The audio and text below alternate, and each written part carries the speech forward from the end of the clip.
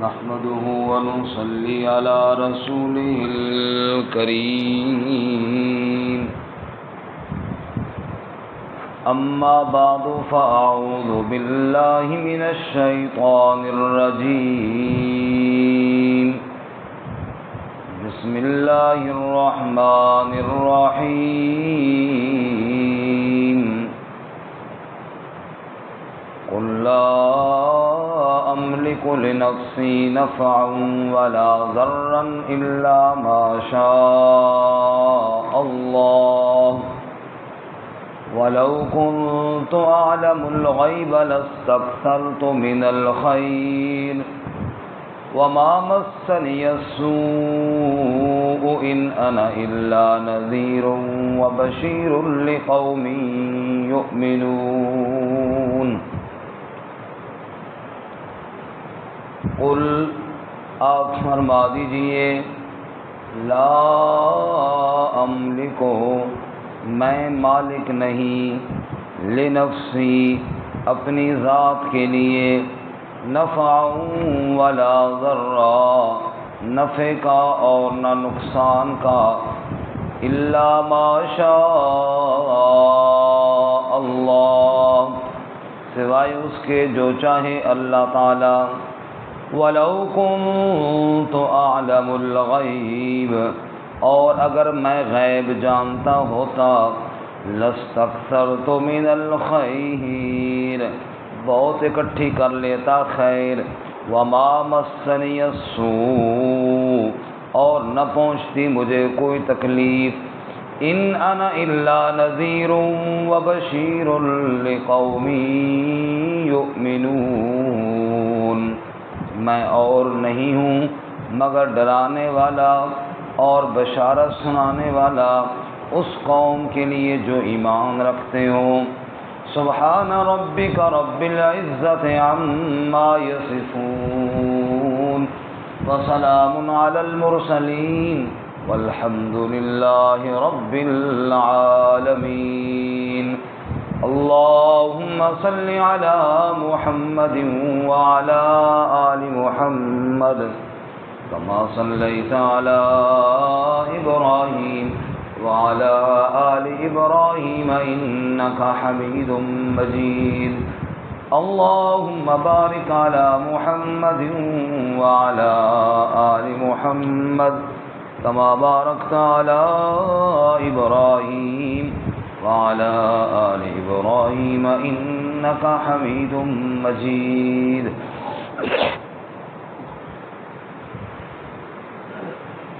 معزز سامعین سورۃ الاعراف کا 23واں رکوع آیت نمبر 188 آپ کے سامنے تلاوت کی ہے۔ اللہ رب العزت اس کے مطابق صحیح بیان کی توفیق عطا فرمائے اور ہمیں قرآن و سنت پر عمل کرنے کی توفیق عطا فرمائے آمین۔ گزشتہ سبق میں آپ حضرات نے سنا کہ اللہ تعالیٰ نے فرمایا جسے اللہ ہدایت نہ دے اسے کوئی ہدایت نہیں دے سکتا، اور وہ اپنی سرکشی میں طغیانی میں اندھے ہو کر لگے رہتے ہیں، بجائے اس کے کہ وہ ہدایت اور ایمان کی راہ چلیں وہ خامخواہ پوٹ پٹانگ سوالات کرتے ہیں۔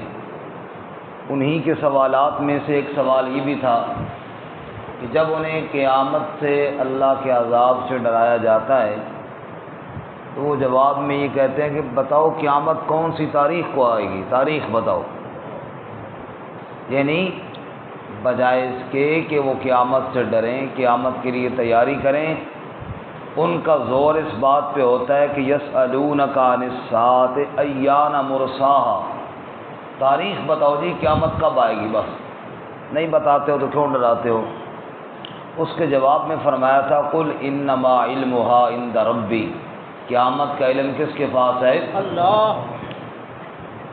آسمان و زمین میں اس کو کوئی نہیں جانتا۔ اور دوبارہ فرمایا تھا قل انما علمها عند اللہ، اس کا علم اللہ کے پاس ہے، وَلَٰكِنَّ أَكْثَرَ النَّاسِ لَا يَعْلَمُونَ، لیکن اکثر لوگ جانتے نہیں ہیں۔ اسی بات کو آگے بڑھاتے ہوئے آج کے سبق میں فرمایا، دیکھو تم مجھ سے یہ سوال کیوں کرتے ہو کہ قیامت کب آئے گی؟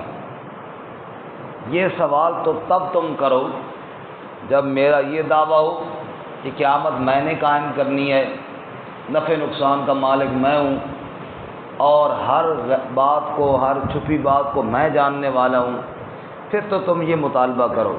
جب میں نے یہ دعویٰ ہی نہیں کیا، جب میرا یہ دعویٰ ہے کہ نفع نقصان کا مالک بھی اللہ ہے، قیامت بھی قائم اللہ نے کرنی ہے، تم مجھ سے یہ کیوں مطالبہ کرتے ہو کہ تاریخ بتاؤ؟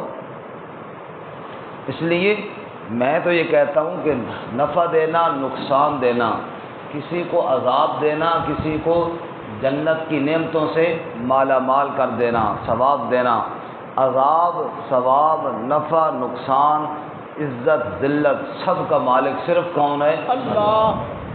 تو میں نے یہ دعویٰ نہیں کیا تو مجھ سے یہ سوال تمہارا بنتا ہی نہیں ہے۔ چنانچہ ارشاد فرماتے ہیں، قُل لَّا أَمْلِكُ لِنَفْسِي نَفْعًا وَلَا ضَرًّا إِلَّا مَا شَاءَ اللَّهُ۔ اور یہ بات سمجھانے میں حد کر دی گویا کہ اللہ تعالیٰ نے، حرف آخر ہے۔ قل، آپ کہہ دے میرے محبوب صلی اللہ علیہ وسلم، لا املکو، میں مالک نہیں، لنفسی، اپنی ذات کے لیے، نفع ولا ضرا، نفع کا اور نہ نقصان کا، میری ذات کے نفع نقصان کا بھی مالک کون ہے؟ الا ما شاء اللہ، وہی ہوگا جو منظور خدا ہوگا، وہی ہوگا جو میرا اللہ چاہے گا۔ اگر وہ مجھے بیمار کرنا چاہے وہ بیمار کرے گا، وہ مجھے صحت دینا چاہے تو صحت دے گا، دکھ دینا چاہے تو مجھے دکھ دے گا۔ فرمایا ساری کائنات تو دور کی بات ہے، میں تو اپنی ذات کے بھی نفع نقصان کا دعویٰ کہ مالک ہونے کا دعویٰ کبھی نہیں کیا، میری ذات کے نفع نقصان کا بھی مالک صرف کون ہے؟ اللہ۔ سبحان اللہ۔ رحمت کائنات امام الانبیاء حضرت محمد الرسول اللہ صلی اللہ علیہ وسلم بیمار ہو گئے۔ حضرت جبرائیل علیہ السلام آئے، حضور اقدس صلی اللہ علیہ وسلم بیمار ہیں، جبرائیل آ کر آپ کو دم کرتے ہیں، حدیث پاک میں ہے، کہتے ہیں بسم اللہ ارقیک من کل شیء یؤذیک من شر کل نفس او عین حادث اللہ یشفیک بسم اللہ ارقیک۔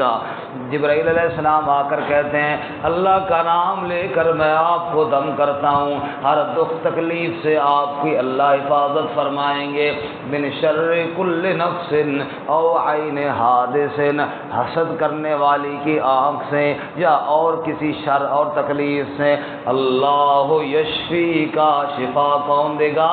اللہ ہی شفا دینے والا ہے۔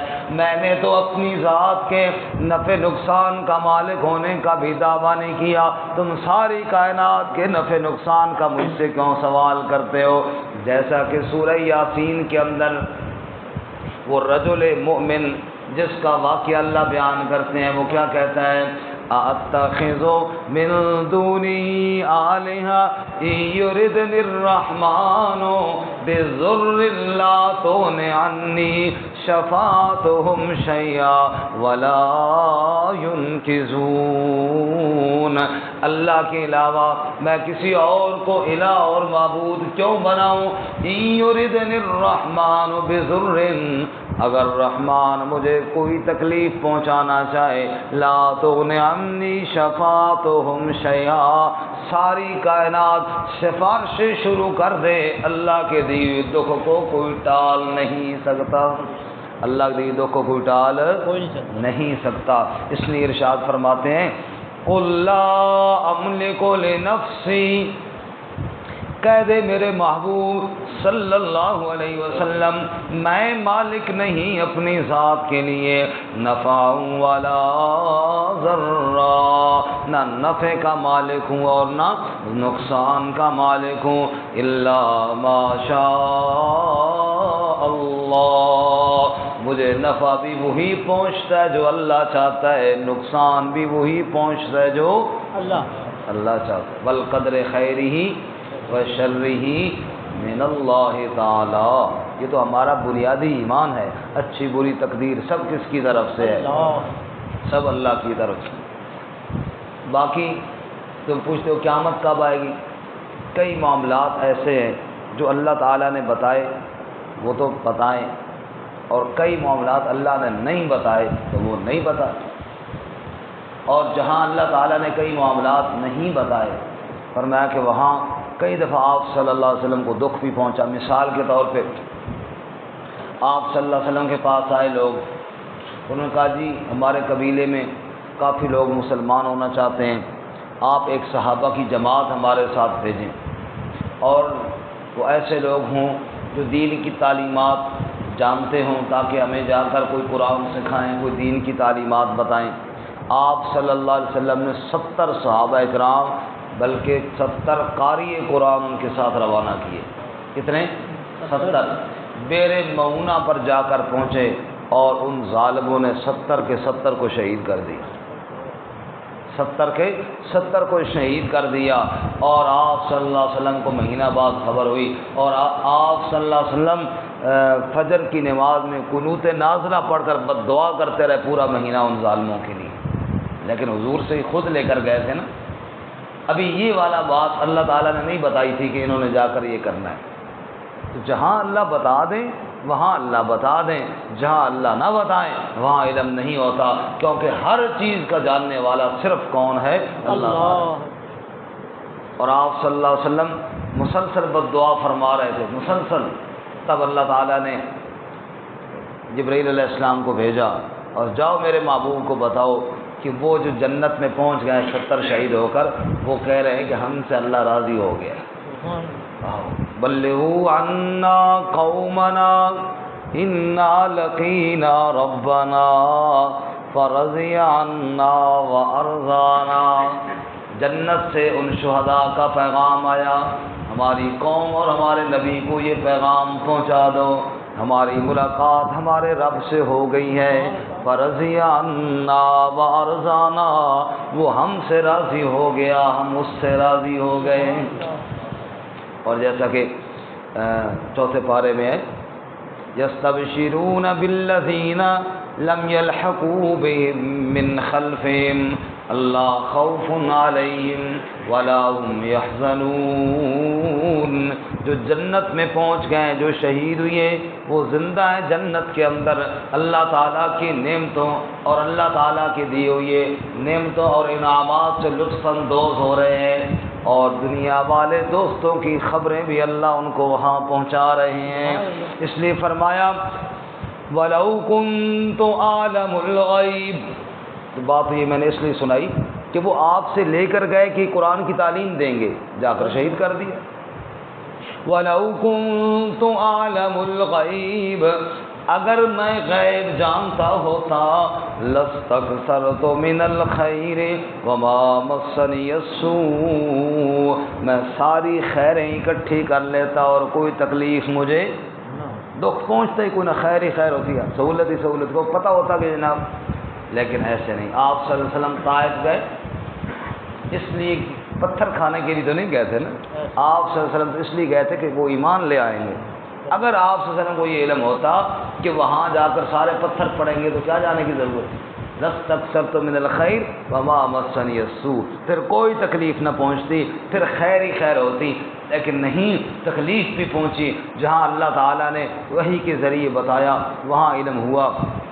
جہاں پہ وہ شیخ سعدی رحمۃ اللہ علیہ کی بات بڑی مزیدار ہے اور ہے بھی قرآن پاک کا خلاصہ، فرماتے ہیں کہ حضرت یعقوب علیہ السلام بڑھاپے کے عالم میں گھر میں بیٹھے ہیں اور یوسف علیہ السلام کا کرتا مصر سے چلتا ہے، یعقوب علیہ السلام کو گھر میں خوشبو آ جاتی ہے اور کہنے لگے انی لاجد ریح یوسف لولا ان تفندون، مجھے اگر تم یہ نہ کہو کہ میرا دماغ ٹل گیا ہے تو مجھے آج اپنے یوسف کی خوشبو آ رہی ہے۔ شیخ سعدی یہاں پہ سوال اٹھتے ہیں، یکے پرسید زاں گم کردہ فرزند، اے روشن گوہر پیر خرد مند، زے مصرش بوئے پیراہن شمیدی، چرا در چاہے کنانش ندیدی۔ اے اللہ کے نیک بندے، سینکڑوں میل کا فاصلہ ہے اور کرتا مصر سے چلا ہے، آپ کو کنان میں خوشبو آ گئی ہے۔ آج سے 40 سال پہلے جب بھائی یوسف کو لے کر گئے تھے اور جا کر کنان کے کنویں میں ڈالا تھا، چرا در چاہے کنانش ندیدی، اس دن آپ کو خوشبو کیوں نہیں آئی تھی؟ سوال سمجھ میں آیا؟ جی بھائی 40 سال گزر گئے، یوسف علیہ السلام بچے سے اور جوانی ادھیڑ عمر کو پہنچ گئے، اتنے لمبے عرصے کے بعد کرتا مصر سے چل رہا ہے، وہاں سے آپ کو خوشبو آ رہی ہے، لیکن 40 سال پہلے تب بھی آپ اللہ کے نبی تھے، جب آپ ہی کے اپنے گاؤں میں، آپ ہی کے قریب صرف 3 میل کے فاصلے پر یا بالکل قریب کنویں کے اندر جب یوسف علیہ السلام تھے، بھائیوں نے ڈال دیا تھا، رات کو روتے ہوئے آئے تھے کہ بھیڑیا کھا گیا، اس دن آپ کو کیوں نہیں خوشبو آئی؟ اتنے عرصے بعد اتنے دور سے خوشبو آ گئی۔ تو بگف حضرت یعقوب علیہ السلام کا جواب، بگف احوال ما برکے جہانس دم پیدا و دیگر دم نہانس، گہے بر تارہ میں بالا نشینم، گہے بر پشت پائے خود نبینم۔ فرمایا ہم جو اللہ کے نبی ہوتے ہیں، ہمارے حالات آسمان کی بجلی کی طرح ہوتے ہیں، جیسے خوب اندھیرے میں بجلی چمکتی ہے نا تو روشنی ہوتی ہے، اور رات کا وقت ہو، بادل ہوں اور بجلی آسمان کی نہ چمکے تو خوب اندھیرا ہوتا ہے۔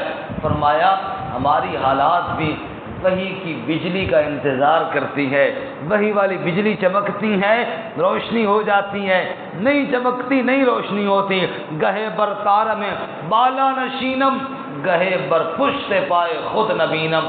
کبھی تو ہم آسمان سے اوپر کی خبر بھی بتا دیتے ہیں کیونکہ وہی کی بجلی چمک چکی ہوتی ہے، اور کبھی ہمیں اپنے پاؤں کے نیچے کے حالات کا بھی پتہ نہیں ہوتا ہے۔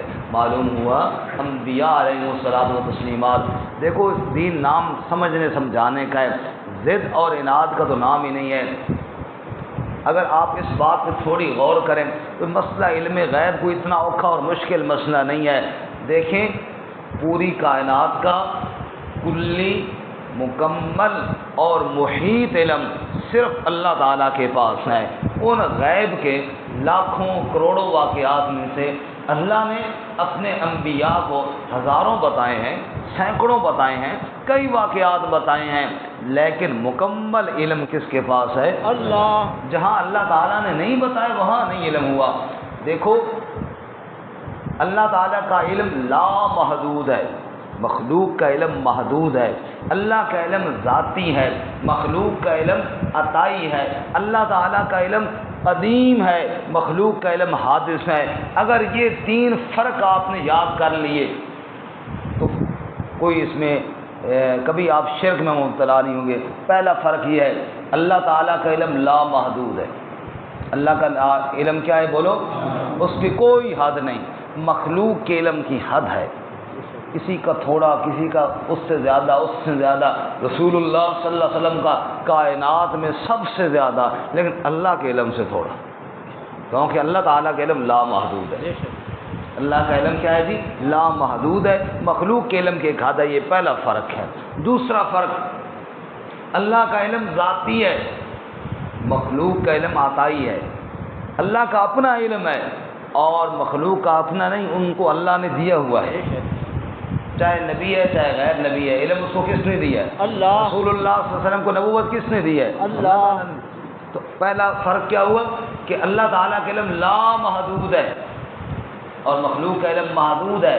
دوسرا فرق، اللہ تعالیٰ کا علم ذاتی ہے، اور تیسرا اللہ کا علم ذاتی مخلوق کا عطائی ہے، اور تیسرا فرق اللہ تعالیٰ کی ذات اور اللہ کی صفات قدیم ہے، ہمیشہ سے ہمیشہ رہیں گی، اور مخلوق کی ذات اور صفات قدیم نہیں ہے، حادث ہے۔ آپ صلی اللہ علیہ وسلم پیدا ہوئے، ہمیشہ سے ہمیشہ نہیں ہیں۔ آپ صلی اللہ علیہ وسلم کو 40 سال عمر ہوئی تب جا کر نبوت ملی، آپ کی عمر 40 سال ہوئی تب اللہ تعالیٰ نے نبوت عطا فرمائی.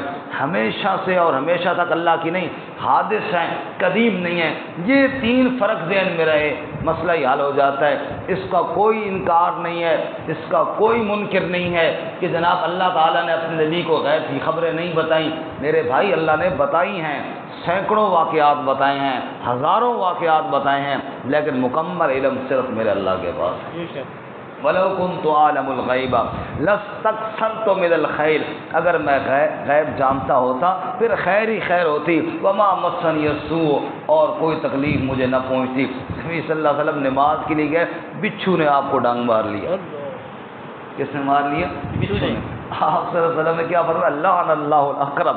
نماز میں ہے اللہ کے نبی، بچھو ڈانگ مار گیا. آپ نے کہا لعن اللہ الاقرب، اس بچھو پہ اللہ کی لعنت ہو. نہ نمازی کو چھوڑتا ہے، نہ غیر نمازی کو، نہ امتی کو چھوڑتا ہے، نہ نبی کو چھوڑتا ہے. بچھو نے کیا مار لیا؟ ڈانگ مار لیا. تو معلوم ہوا کہ اگر آپ صلی اللہ علیہ وسلم کو یہ بچھو ہے تو اوپر ہاتھ کون رکھتے ہیں؟